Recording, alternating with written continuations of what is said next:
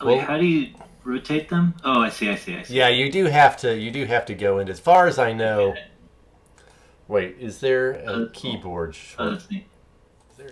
The main thing that I think would be really helpful would be to have a code for coloring the rings for to represent your ground speed, because that's kind of an important thing in terms of how easy it is for you to shoot or get shot at. Right. And so that's a thought I had about the colored rings. That might be kind of a neat thing to do. I mean, we'll see. I have a tendency to like over over plan procedures in my head that didn't get thrown out during play because there's already so much going on. But there's the map from one of the books, and so this you can sort of see. Oh, right. And if you want, we can zoom in on Masada. Peace River, and Masada right in the middle there. But so let's leave it there, and I guess let's go ahead and get into how we would go about creating characters and what would make we can talk about we can fill in more details if we need to. I can fill in more details if we need to about the situation, or like more of a, if you need more of a briefing on what it's like in Masada and like what. So we sort of agreed. I'm now going into. I have this recording, so I'm now going to deliver a spiel as if to talk to people people off camera. But we had I had sent you earlier. I had sent you that photocopy of a page from the Into the Badlands guide that describes this regiment of northern gear soldiers who are occupying Masada, which is the holy city of revisionism, the strangely neutrally named religion that is one of the main religions of this planet. We're not occupying it, we're defending You're it. defending it. That's right. And of course, some of the issues uh, going on there are that the big thing is the northern uh, the Northern Lights Confederation have their Sorrento revisionism, which differs from the original Masada revisionism, or they would probably say that they're actually the original revisionism, but it differs from them in that they have the Sorrento revisionists have a concept of justified use of force, which has gotten pretty broad over the years to the point where it's fairly, the Northern Lights Confederation has a fairly militarized culture, and the Masada revisionism is dedicatedly pacifistic. They just believe that force is never justified, and in the context, this kind of puts them. This does put people who are faithful to it in a very minority position in the setting, right? Where 15 years prior to where, the first edition assumes you'll start play in the Terra Novan year 1933, which is like the year 6000 something in our years.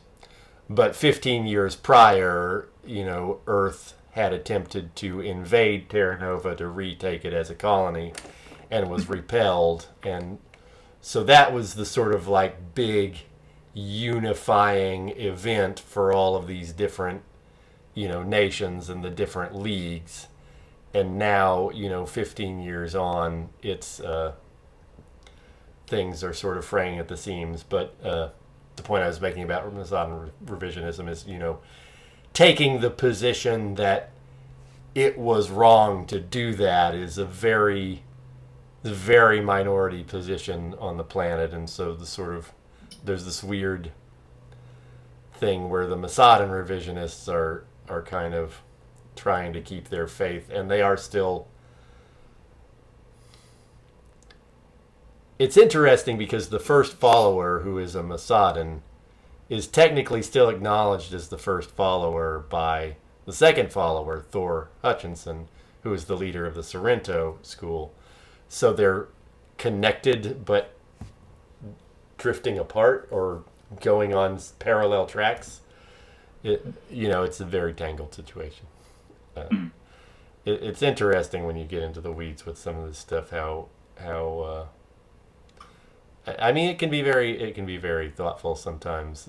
The way they took this stuff in the books. But so that's a big picture, and also, the pretext for the Northern Guard being there is to have a constant presence to repel bandit raids on the pilgrim caravans that are constantly visiting, or the pilgrim groups that are constantly visiting Masada. But of course, there's also a sort of security element where the Northern Lights intelligence believes that Southern pilgrims from the Eastern Sun area, use these pilgrim tours as cover to move like weapons and material, or to move support through the Badland, through this part of the Badlands. And so there's this sort of element, I think, that was described in the page of the Blue Angels, the occupying regiments sort of being sent to search these caravans and, make their presence known a little heavily. And then finally also Peace River, which is one of the biggest non-aligned powers in the setting, not aligned with the North or the South, considers Masada to be part within their security ambit, and they are currently hunting the area for revolutionary forces, and they believe that some of these revolutionaries are using the Masadan faith sites and infrastructure as cover, and so there's kind of another venue for conflict there in terms of them coming in, and it's like this sort of constant friction or rubbing against. This would be the kind of thing where you would be, your characters, or like the men on the ground, would have these kind of difficult and potentially dangerous encounters where it may, if it takes a little bit too long for someone to identify on the radio or whatever who they are, shots could break out and things could go south with these people too.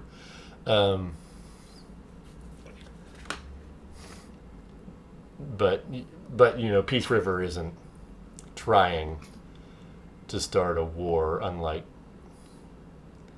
the Southern Republic is very expansionist, and sort of the forces in control of them, of that power, want to push in, and Peace River is one of the main forces in this hemisphere that wants to resist both northern and southern encroachment, and sort of organize the Badlands under their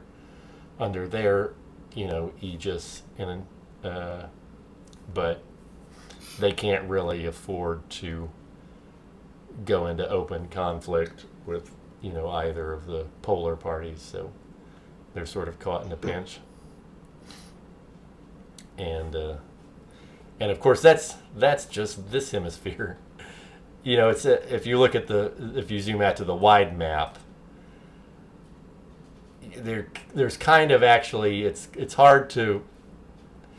kind of hard to think about how big this is, like as big as the Earth, right? So this Peace River and Masada, is the distance between Peace River and Masada is actually kind of like I think I measured it. It's like El Paso to Los Angeles. Like these are big places. and there's a lot of, assumed smaller and medium-sized communities just sprinkled over the map here and there. So there's a lot of room to color in there. But this Peace River and Masada situation is like, this is the one hemisphere, and the other hemisphere is centered around this conflict with Port Arthur, which is actually founded by Earth soldiers who were essentially abandoned when Earth retreated, and have sort of renounced their allegiance to Earth, but started their own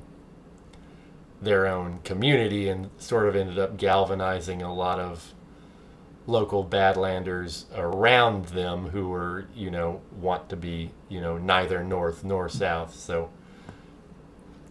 So in terms of the global setting, right, it's kind of divided between these two major areas. But we're just looking at Masada for right now, and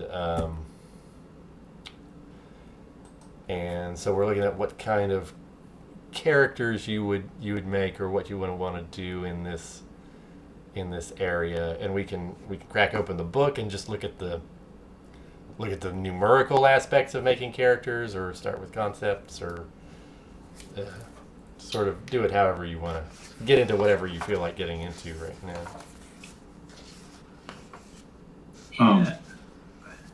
I was thinking that at least looking at the templates would be helpful. Right. Well, so in the second edition book, probably the first place to go is right the gear pilot template. It's page 92 in the book. And it does tell you, like, if you look at this template for a standard gear pilot, it does tell you at the very bottom, in tiny text as usual, what the character points they spent on this character is, and it's 16 character, 26 skill points. And that's not the whole allotment for a player character, which actually that's something to discuss a little bit, because this is one of those games where there's like, well, do you want a gritty game or an adventurous game? Because there's different points you can get, basically depending on whether you want characters to, like, your characters are like just good at their jobs, or they're sort of a little more action hero-y and well-rounded, maybe, I think is the intention there. Right. They seem to feel like what you'll do with the more points is probably put them into combat and survival related skills, right? So you go from an archaeologist who used to be a Navy SEAL to Buckaroo Banzai or something at the top end. Well, and I like it too, the fact that it's not just the character points, but they also give the breakout for the NPCs and Joe Average. So it's not, in a gritty game, it's not that the NPCs are at the superhero level and you're just some guy. Right. Everybody is sort of kept around the same, relative to each other. Right. I'm fine with the gritty version, but I mean. Okay. Yeah. I was thinking. How do you guys feel about it? That, or go up to the adventurous if you feel more like you want to, I don't know, be badasses, but. In terms of what the characters can do, the gritty characters can do, like if you're a gear pilot, you're still pretty good at fighting and driving your gear around, right? Like I said, the way I think of it is at the gritty level, you're just good at your job, but you're not necessarily you're not an action hero, right? You're an archaeologist who can do archaeology, but not fight with a whip and leap over chasms necessarily. So Indiana Jones. Did John? Did you have a kind of a concept for your pilot? Not yet. I was I've been thinking about this today, but um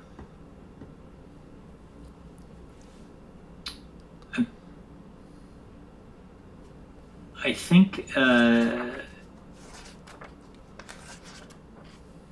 so. I think or I guess I would say I think my character is a very kind of religious person with regard to all of this. So um, their primary kind of loyalty or values is to the religious aspect of this, and then seeing their military service as being subordinate to that is kind of the main. I guess that's the one idea I have at the moment. Okay. Um, and then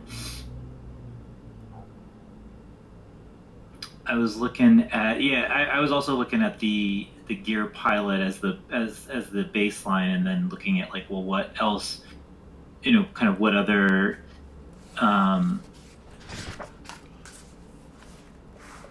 skills could I get with that? Because it looks like, excuse me, you have like you have a couple points available. Yeah, like I think you can end up. I think with the points left over from the template, you could end up pinging one or two attributes up a level, and you can add you can either add a few new skills, or bump some skills from 1 to 2 if they're simple. Yeah. And I wish it was a little more clear on the templates which skills were simple and which were not. Yeah. Oh, are they? Oh, yeah. Oh, the asterisk just gives you a specialization. Yeah. You would all be. You would take the specialization in the hunter, I think. Just for well, we can get into that in a little bit, but the easiest way to do it right is to have everyone just be in the hunter, and 5 hunters is the general purpose squad. Yeah. Right. Which seems like a good like player character squad. The general purpose squad could do anything. You can always move up later to different ones. But I agree. Being a hunter is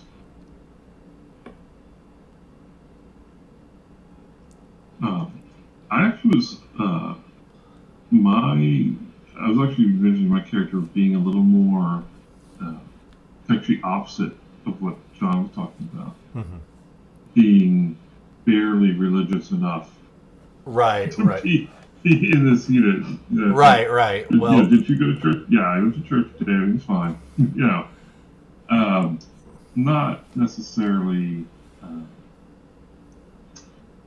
irreligious, but ambivalent to religion. Right. Maybe just having been casually enough, observant, yeah. Habitually observant, right? Like which you would expect for a lot of people is sort of. And I was thinking either pilot or sort of basing it off the gear trainer, which sounded interesting, actually. Okay. To me. Okay. And that might explain, his the character, whatever they end up being, as being sort of more interested in the machines than in the esoteric philosophies of man. Right. And what were your thoughts? I know you were interested in the sort of like espionage, maybe an espionage related. Well, I thought I have two thoughts about that. Okay. I always do enjoy. I mean, I love the tactical combat. Don't get me wrong. And I love the drama and play that comes from that. But I think it's also interesting to get out of the cockpit sometimes. Yeah, yeah. No. And in the gritty, especially with gritty, when we don't have that many skill points to play with, to watch us fumble around a little bit, trying to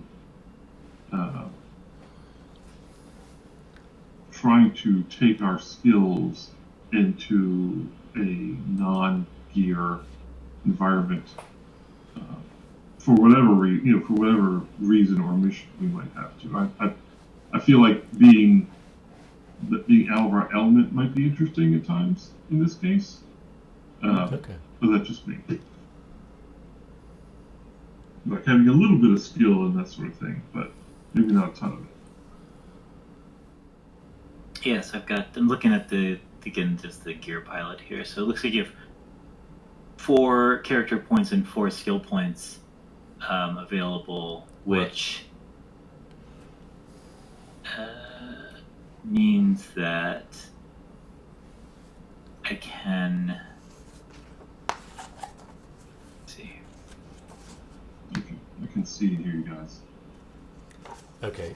Yeah, I can. We can hear you. Your camera, your visual is still just the spinning squares, but You can hear me okay? But we can hear you. I can hear you. Sorry, I shouldn't speak for John. I think I can hear you too. Because like if we were going the other way with it, we were really interested in sort of the espionage stuff. Again, assuming we have 2 different characters, getting into the hot battlefield as not great gear pilots, I think would also be interesting. That would also, but flipping around, that would also be interesting. Like, what are we doing here? We're going to get killed. Okay. What are we doing out here? Kind of thing. Right. Well,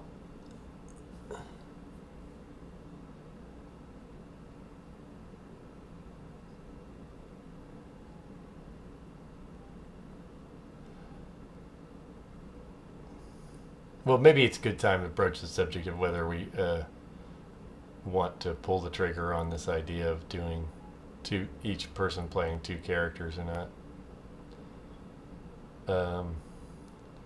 If we were to do that, what would you do? I guess. That's a good question. And what? Sort of trying to envision what would the gameplay be like, switching back and forth between these different situations. Yeah, I have less.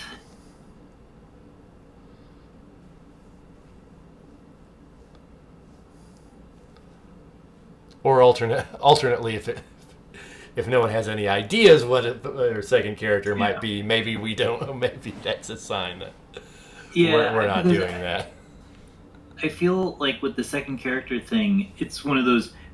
I feel that if we think about this as like a game of pilots, it's pretty easy for me to kind of envision like, okay, I've got a pilot, right, and this is what it's about, and then it's harder for me to envision kind of what that second character would be, partly because it's one of these wide open games where it's like, oh, you can do any of these things. I know. And then it's like, well, what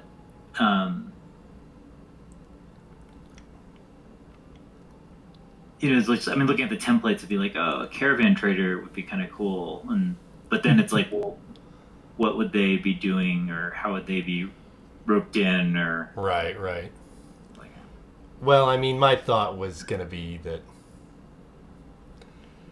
the second person, like it, that the idea, the way I envisioned that would be sort of as a way of doing kind of an epic multi point of view so Right. you're actually you could kind of be running a totally separate scene with these other characters, but like I said, that is more cognitive load, so,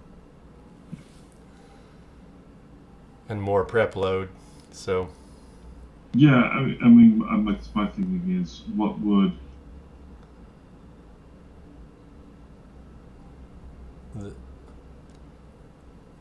The thing that was appealing about it to me is just angels and what would oh, say what? I think.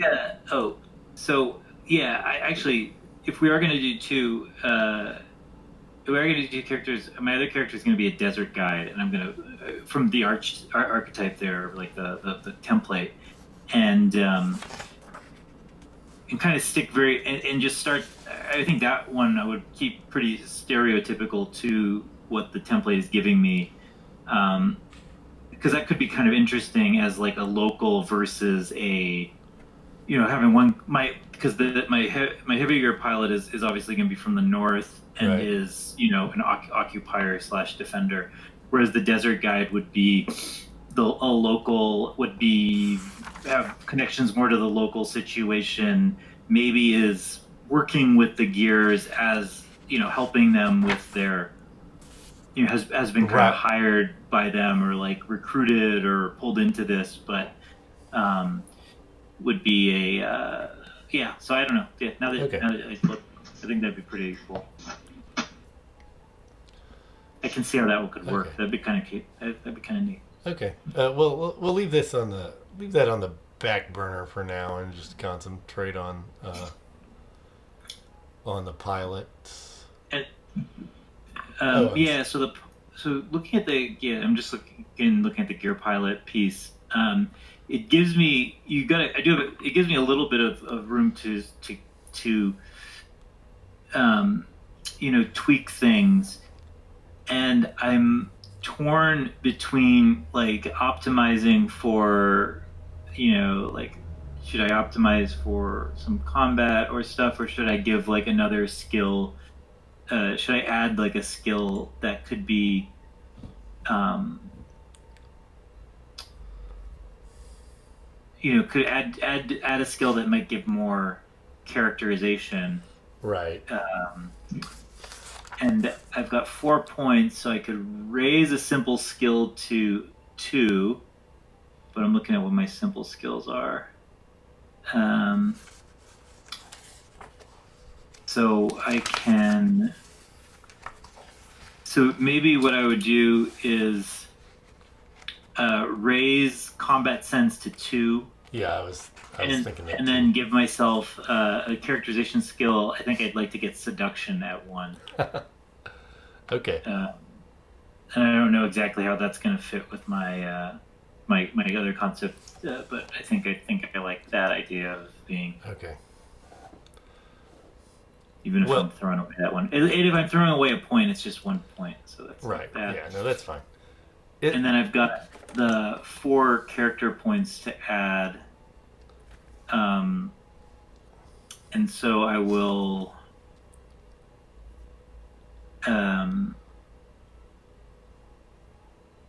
I guess I'll go with that.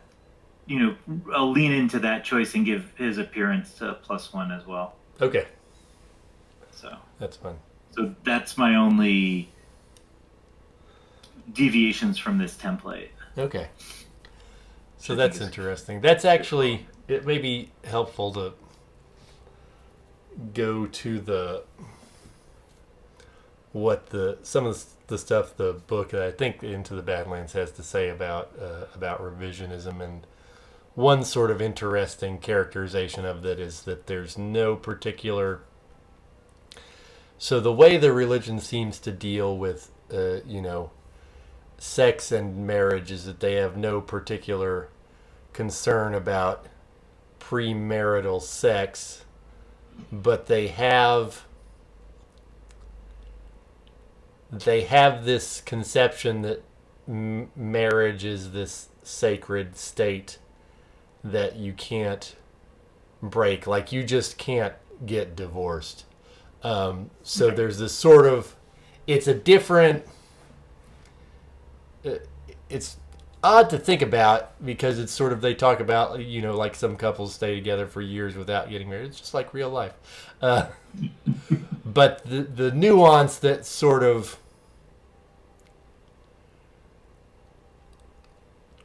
people are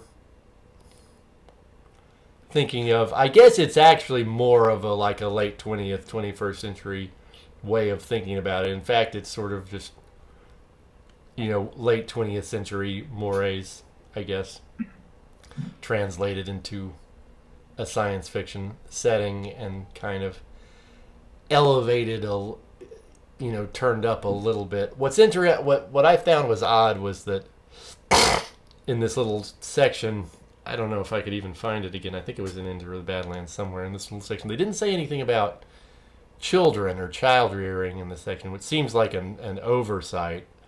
What I sort of decided in my own mind, sort of to resolve that, is I think probably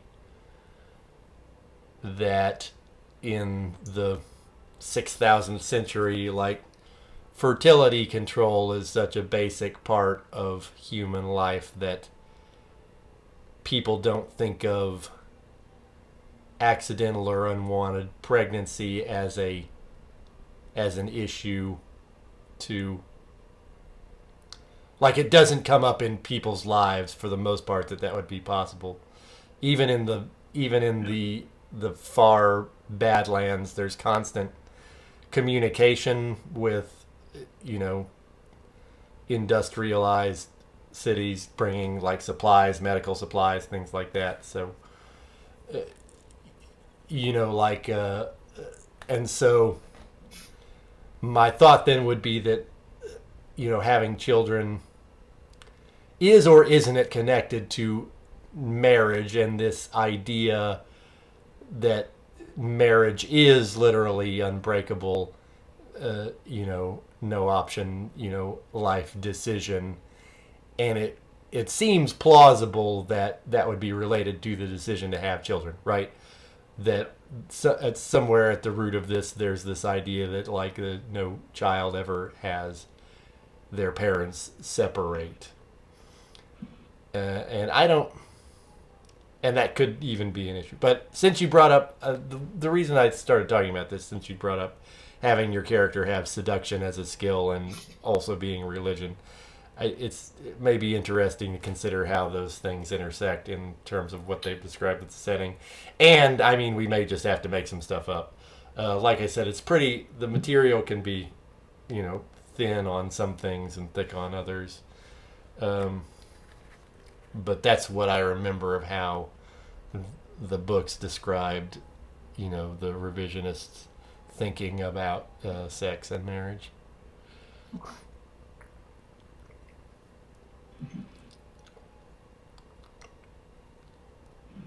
Yeah, I'll try to delve into some more of that background as well. Okay. All right, and so, numerically, that's basically your character, right? So yeah, and so I think with the rules, I need to kind of they ask you to come up with a lot more stuff.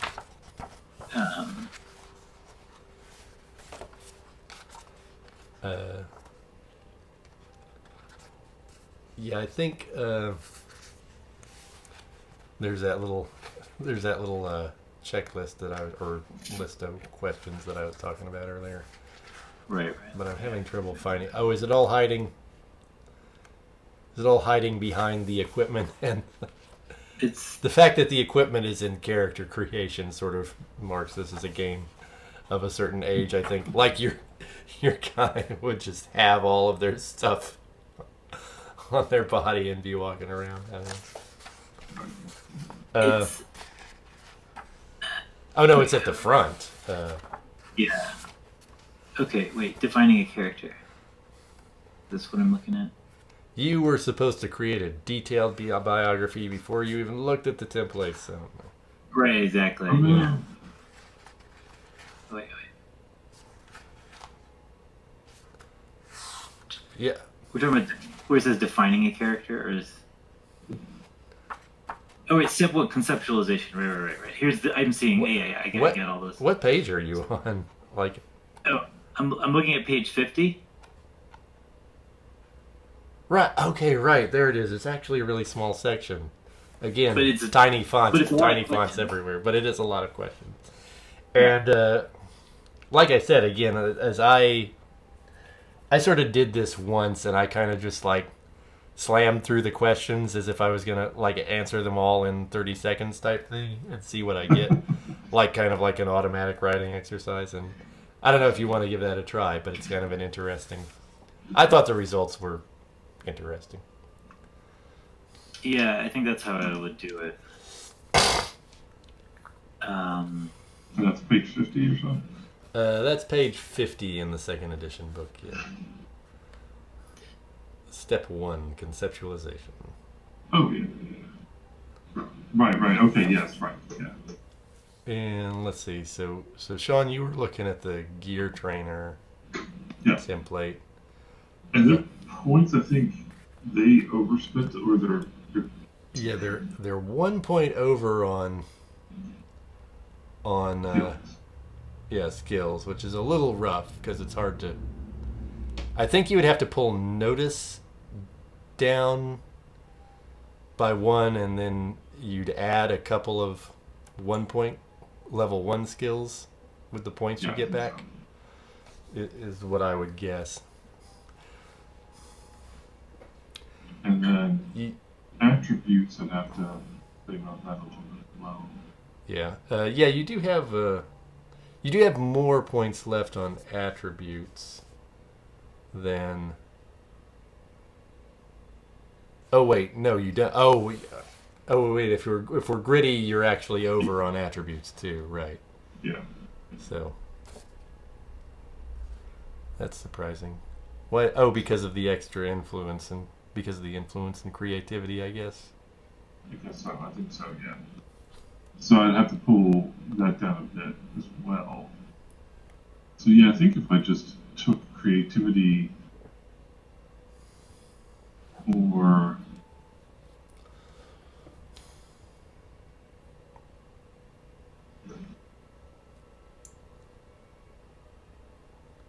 maybe if I took creativity down 1 to 0, that would. Yeah, I think that would. I think that would hit your only hit your teaching. I think that's why you have that +1 in the first place, is for the teaching skill. Actually, you could think about whether you want 2 points in teaching, which is sort of a. Well, let's think about. It might be good to think about what your character's role is with, like, if you're actually the gear trainer. Like, the idea is you're sort of like when new gears are assigned to the unit, you sort of like take them through their paces, because there's kind of this artificial intelligence Right. element to the gears where you have to train it to respond to people and like get its responses fast and correct to the inputs that people are giving it. And so Right. so you kind of have a lot of, what's the word? You have like a support function that Yes. Right. Yeah. would Exactly. keep you involved with. Yeah. And It would get you rolling back, involved with like rear echelon stuff, and might be an in for being someone trying to recruit you for as an intelligence asset. And probably true. Sure. that's that. I'm just trying to think of ways to maybe bring that back in. Yeah, no, that makes a lot of sense to me. And maybe dropping teaching down or notice. I mean, Let's look at what teaching. Let's look at what it says teaching does. Right. So, the skills, creativity. It is simple. The skill descriptions are frequently terse. Yes. Transmitting knowledge and expertise in a clear and coherent fashion. That's it is. So this is something that I was thinking about with regard to people if there were going to be characters who had skills like archaeology, which I think keeps coming up in my mind because it's literally the first template in the list. Yeah. But other like, especially if they're complex skills, like the sciences are all complex skills with such a huge investment of points for something that's not necessarily related to shooting and fighting, right? And so my thought on that is that maybe the cost of what I was thinking about that is maybe the cost of those skills sort of includes the institutional access and authority of those skills. It might be a way to think of it. And so teaching, having it at 2, like it might be something you could roll to interface with officers in your about your field of, like you could use it as a social skill in places where your authority as the regimental gear trainer is relevant or gives you some clout. So all of that to say basically that there could be, if you were to leave teaching at 2, I would be open to ways to leverage that as much as possible to make it a very important part of your character. I mean, I think we would be looking for ways to emphasize that as an important part of your character that really does things in the action of the game. Okay. But if you wanted to drop it to 1, then you'd get more points back. So, but your call. Well, I think it could drop. It could drop notice as well. That's true. Notice could go down.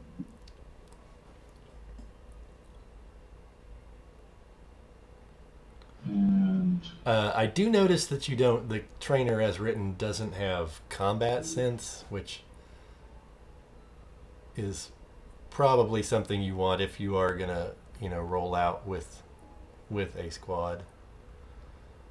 it doesn't have what? Combat sense. Oh. That's basically your initiative roll Right. skill. Right. So.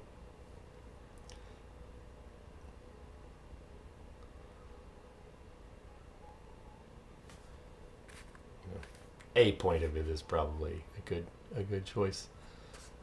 But and then also like John did, looking for 1 or 2 additional characterization skills would be cool too. And I answered those questions for the most part. Oh, okay. Do you I want? defined my character.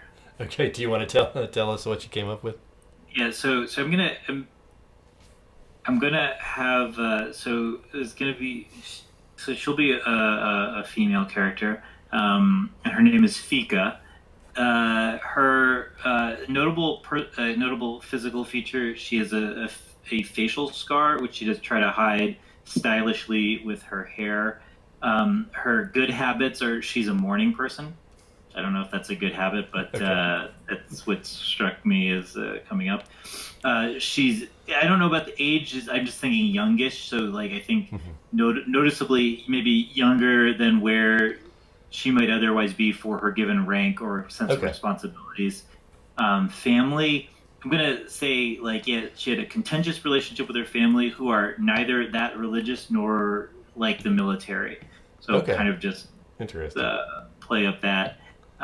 She's not in any current personal relationships, and I think she had maybe a recent bad one right before they shipped out. So kind of left a left someone behind in up north, but was but badly, and maybe in like an old Yeller way. She like maybe knowing that she was going to be having to split up and be geographically distanced from this guy, like kind of cut it off in a dramatic way. Right. Rank, I don't know. I put a question right there. Whatever makes sense for the rest of it. Personal goals. I think her personal goals are. I think she wants to show that she's sort of self-reliant, and also religion again is like a big her sense of herself as being devout is important to her self-image, and then the sense of self-reliance as well. Okay. Friends and rivals, I have a question mark. I'm not quite sure yet. Her psychological traits like devoutness, she's a true believer. Bad habits I wasn't able to come up with, and secrets I'm not quite sure. Okay. So friends and rivals I don't know. I think she's probably makes rivals pretty easily without trying. Partly because of maybe I'm thinking of like kind of being younger and being maybe precocious in her where she is in terms of rank or military rank, so probably some rivalry there. And maybe isn't that I'm like, I don't know if I wanted to be like a loner, but maybe isn't as friendly with her fellow gear pilots as one might like, but I think maybe has made friends with some of the locals. Okay. I don't know the details, but if that's, I don't know, you can. Yeah, that's kind of what I'm thinking now. Yeah, well, that gives me sort of some things to think of. I'm gonna pull out. This Badlands book. Actually, I think I may have this on PDF too. I may send you just the pages on Masada, just what it's actually like. It's like this city built into a hill. Like the cities in the Badlands are all like in these. They're enclosed in these sort of dome or pillar shaped towers and things like that because the environment is so harsh that you wouldn't want it to be open to the air. Yep. And so, but just like what it's like walking around in this place, what it looks like. Oh, there's a little picture. Might help to think about who you might be hanging around with. So, interesting question. Are we friends or rivals? I don't know if we would necessarily be rivals based on probably different things. Yeah, I don't think we would be rivals. Yeah. You're talking to me, right, John? Yes. Mm-hmm. Yeah, I don't think. Because you're the kind of the more the teacher type, right? The training type guy. Right. Yeah, I don't think she would be. I think she would try to be respectful. That would be my sense. Okay, I might not have this in PDF, so I'll just scan these pages later and send you some. Oh wait. Oh, there it is. Okay, it's just under a different name. All right. Yeah, but like it could be that Sean's character has more of like could be a mentor role. Yeah. Or a mentor feeling towards your character. Yeah, I like that idea. I think that's good. That works for me. Magic of role playing. I've got this now. I've got like the characters coming into shape. I'm like excited. Let's see what happens.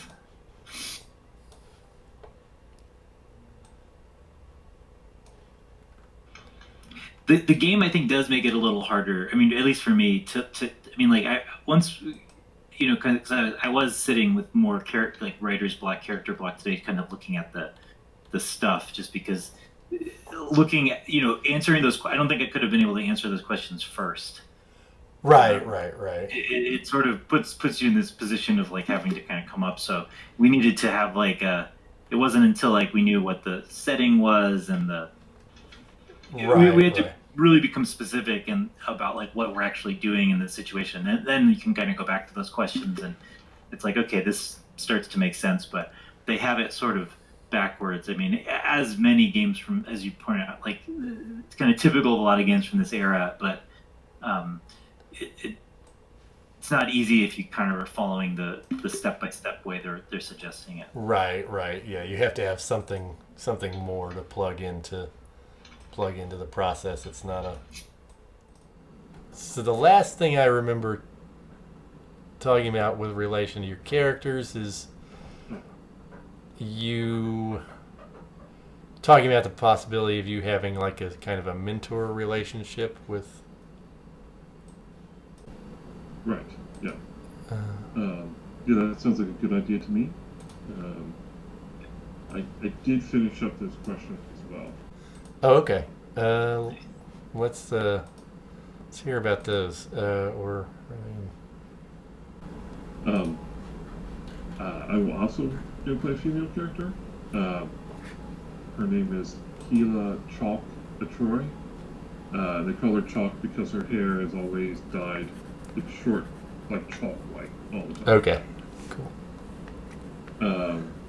And you can her distinguishing mark is that you can see the black roots a Okay. little bit, but you can also see the chalk dyed here. Her good habit is she tries to make people feel at ease. She tries a good environment for that. She's probably in her mid to late 30s. Family. So her family is rich, distant, and religious. So Oh, okay. Interesting. she doesn't have much connection.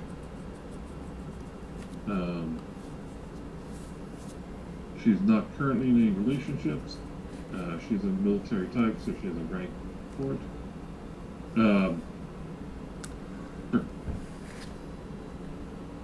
personal goal is eventually to become a squad leader, but in the meantime, to basically become the best trainer, Okay. best gear trainer. That's her. She is her physical appearance. She's austere, so she's athletic. Nothing really noticeable in that regard. She is. Her psychological traits are that she's intense, to be ironic. She is bad at relationships. So the last thing I remember catching was bad at relationships. Can you hear me okay? Yeah, I can hear you. Okay, good. Me too. I'll wait for the camera. She's bad at relationships, doesn't.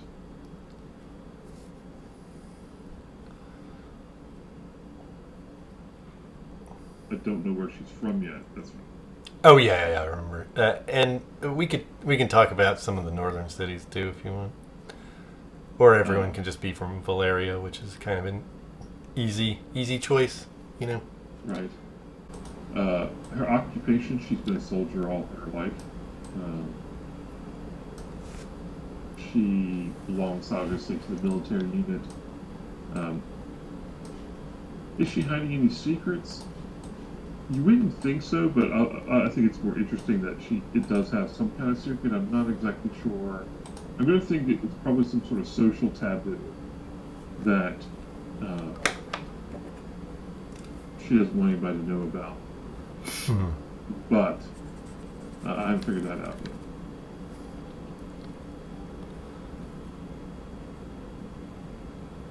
My internet is back up, so I'm going to see if that gets me back up. Okay. So I'll be right back. Okay, no problem.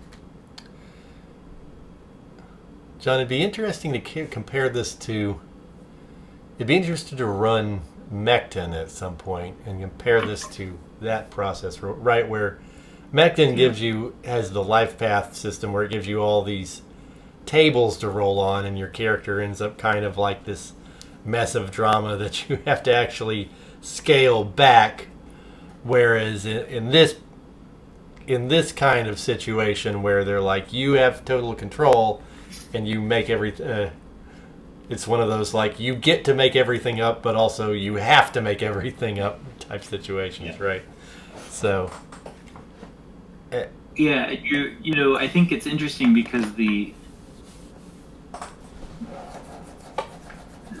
terms of just in this game,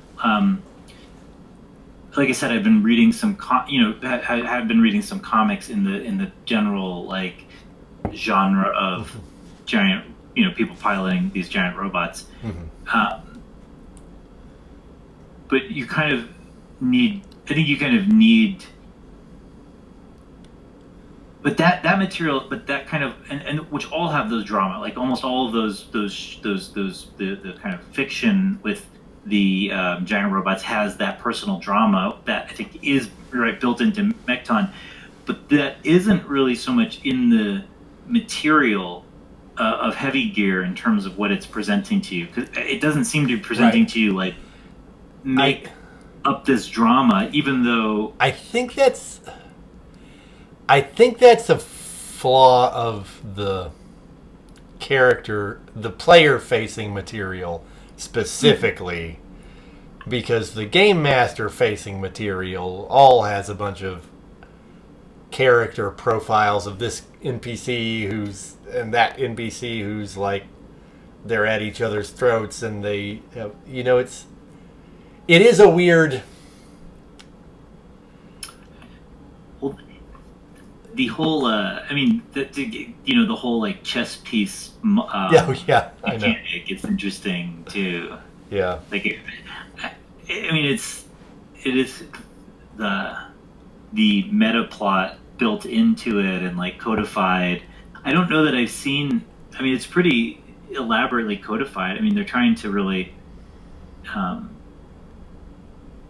Yeah, sorry, Sean. We were just talking a bit about like making up the process of characters, and then that got into what the expectations in a setting are for how dramatic or not dramatic characters are supposed to be, and so on. And this went down sort of rabbit hole.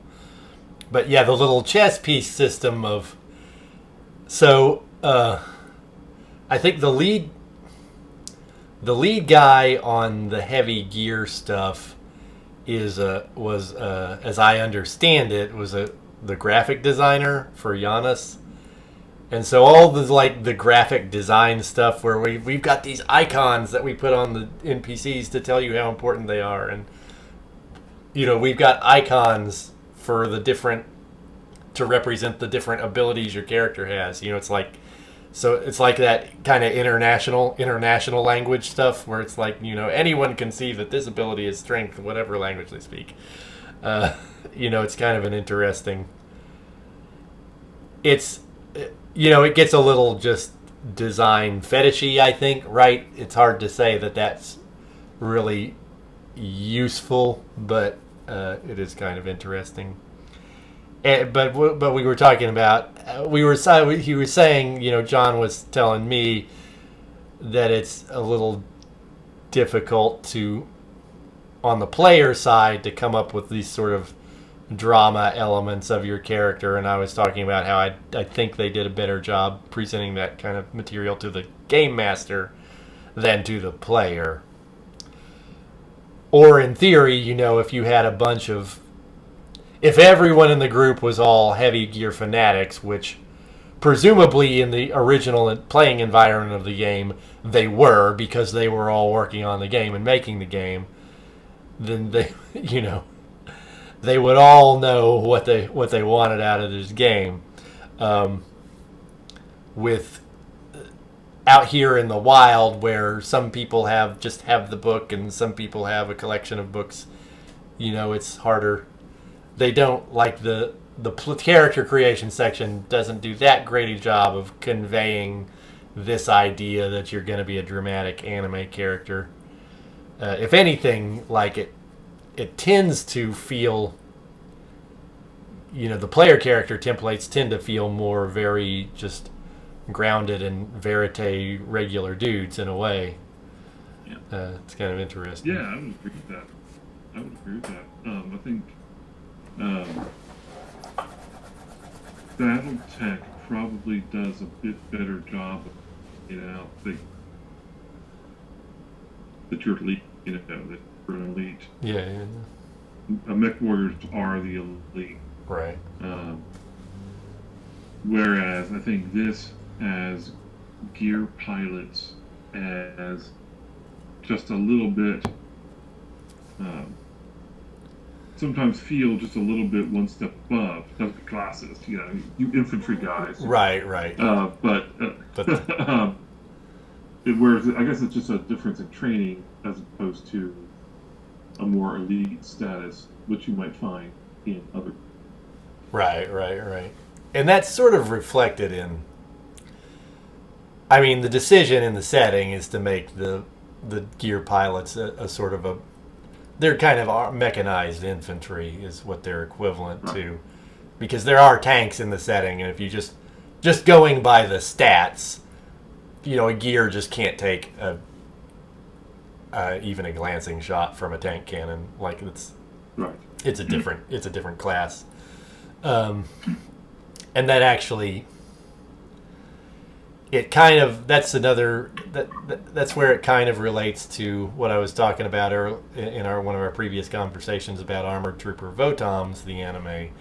In that one, you really do only see the armored troopers, which are like the gears, like fighting each other and fighting against guerrillas and small police forces and things like that. You don't see like planes and bombers and tanks in that setting. It's all very close. Or when you do see that, maybe it's when the regular military is invading and like everything's just screwed at that point, and like the main characters just run away or try to get out of the situation. But yeah. But comparing that to Mech Warrior is a different, like Battle Mech is actually, Mech Warrior is actually very flavorful in the whole like sort of pseudo like medieval feudalism in space setting they have. And then we were also talking about Mechton with its life path system where you end up with all these crazy enemies and rivalries. And by contrast, this is very much like it's all your job to put in whatever you want to get out of this character. So it can be right. It can be a heavy lift. Right. We would not like Gundam Wing, where there are five dudes sent to Earth, and there's all these very colorful rivals or potential allies, I guess, that they can rub up against, where everybody's not a regular Joe, but you're just a highly trained military specialist. Right. Yeah, it's kind of like just regular war fiction with a science fiction twist, I guess, in a way. The way it's frequently presented. Well, and I think, too, the religious aspect, though, is maybe, because it's so detailed, is maybe where we're relying on for a lot of that. Because, just look at our two characters. One very religious, one is not so religious. So right. Can create drama and friction. Yeah. Right there. So that might have been tension. I mean, it's the religious stuff is not by accident, not a sidebar. They go, by the way, here's the thing. Right. Yeah, no, it's very front and center. Especially in this, like I said, in this hemisphere of the global conflict, is all centered on this sort of religious, this center of observance of the whole world, basically. Right.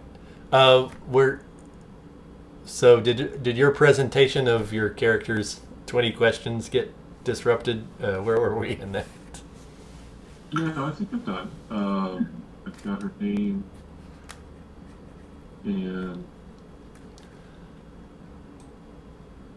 No, I think I got everything out. As a member of this unit.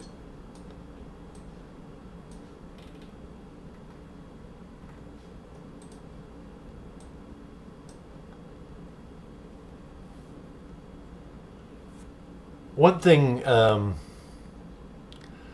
to think about since it came up is the ranks, and I'm not.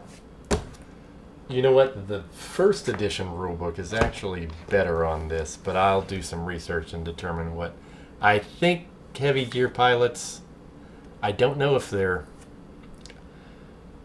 I think the regular pilots might be sergeants, but I'll take a look. But they might not be. I'll look in the book and see what they have.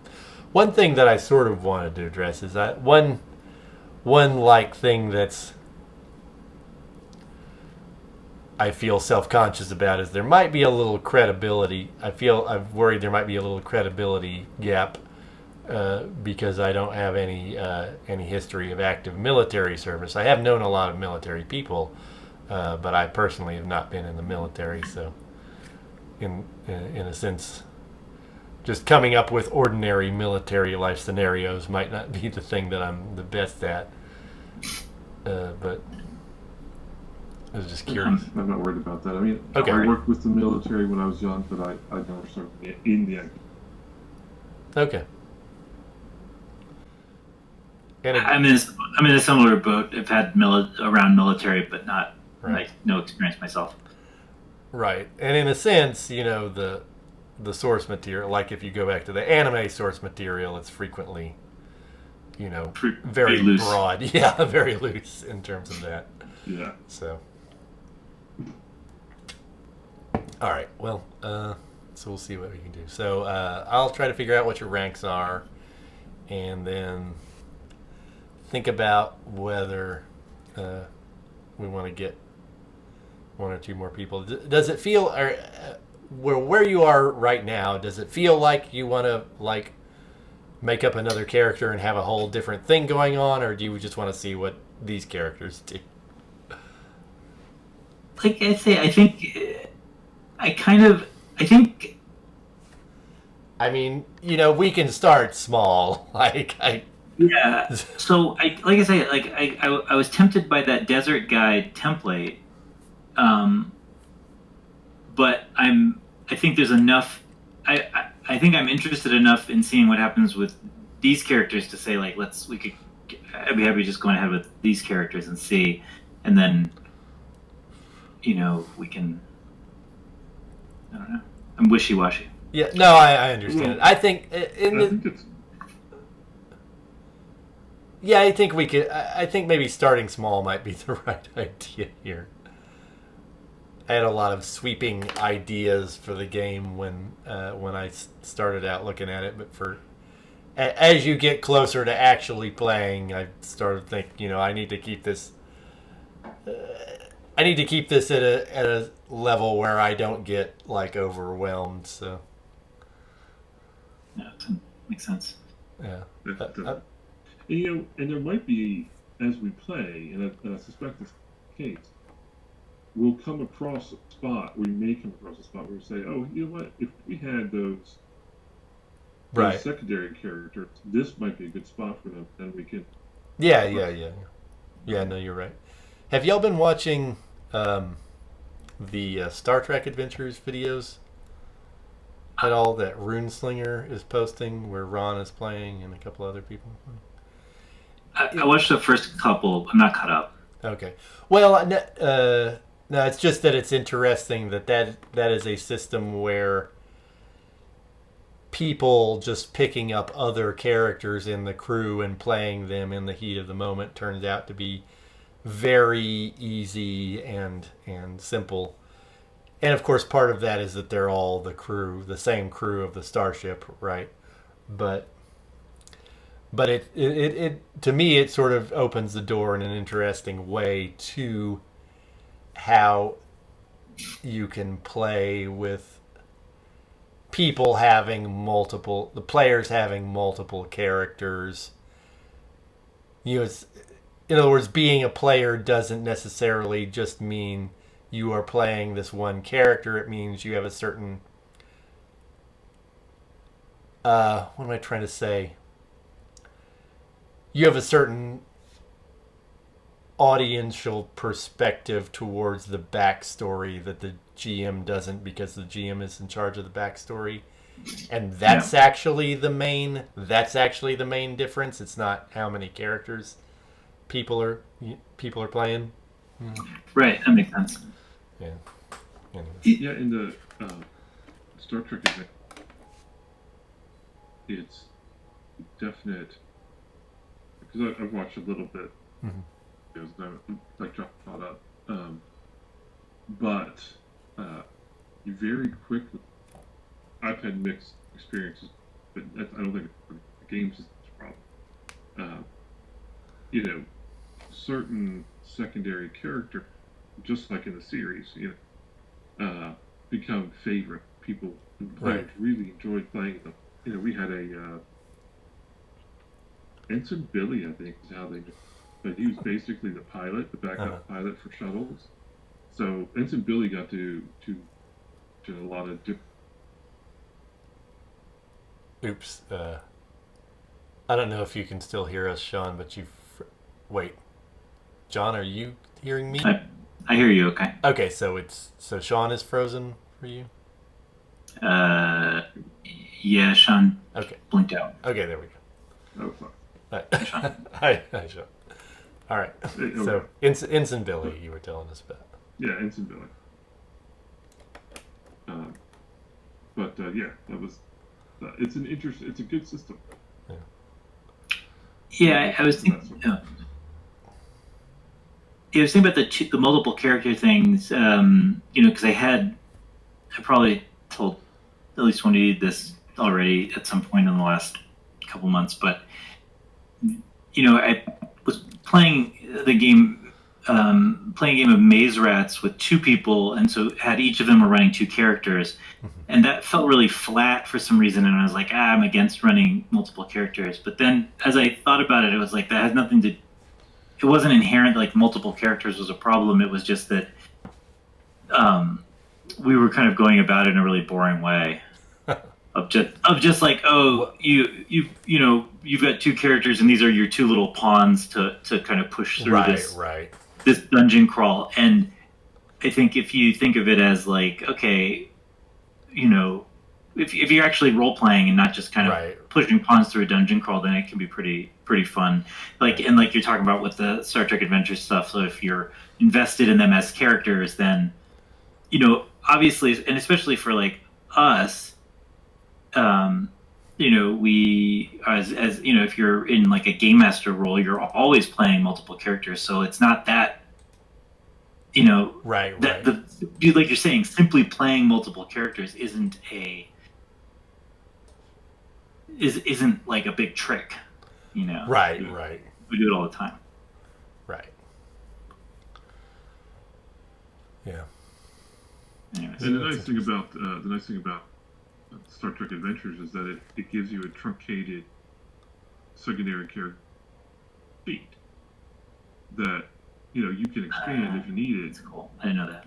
Right. Yeah. Okay. Yeah, that's neat. The more we talk about this, the more I'm tempted to say like we should have the secondary characters. Yeah. We maybe like kind of maybe like keep them like pretty close to the template. Maybe just kind of go based like right.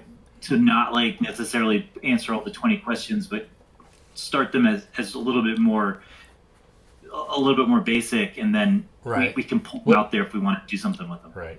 Yeah. Well, and I think we can do, like as Sean said, we can sort of just get into it with the starting characters and see, like, if you meet like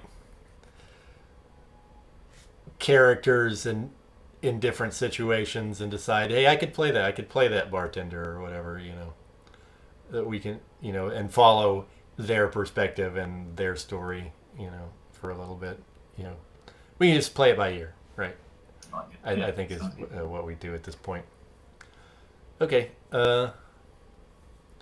So is everyone's character ready to go? I mean, how do you It feel? makes mine a little bit. Or can get ready to go if you just like fill out the little numbers on the little sheet, right? Yeah, I feel pretty good about it. And buy your equipment. You know, I don't know. You start with some default equipment, and so it's sort of, and you start with you're military people, so you have what you're issued, and personal. In terms of starting circumstances, so in the setting, the northern military are stationed outside of the city, but can come into the city when they're not under arms. So there's a lot of sort of room for interpretation as whether you just live on base full time or you have an apartment in the city where you go when you're off duty. You know, there's kind of some things to think about there.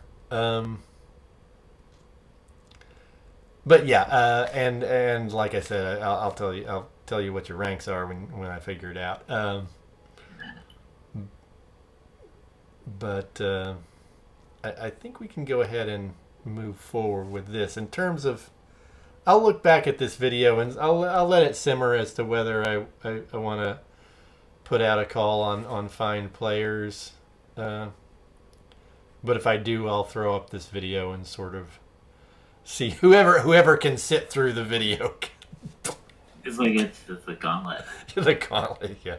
I may have to do some. I don't have to do some editing. No, Sean's gone. No, he's back. No, he's gone. I think I'll edit out the internet connectivity problems and maybe some other slow points. But I would like, because of what we were talking about the setting being so, like, you kind of have to read about it and get into it a little bit to really get. I wonder. I'm both curious about and worried about what happens when if someone just feels like giving it a shot but doesn't have any prior investment in the setting. You know, in theory, there's no reason why our enthusiasm shouldn't be infectious. You know. Maybe just a quick primer, like 3 paragraphs. Yeah. Or 4 paragraphs. Drive it. Well, especially now that we've narrowed it down and we've really kind of focused in, and we're starting to get the kernel of like these characters with the situation. I think it does make it a less of like a daunting thing of like, okay, look at these couple pages and right. Yeah, I mean that's what I'm thinking. So I'll see how I feel about that.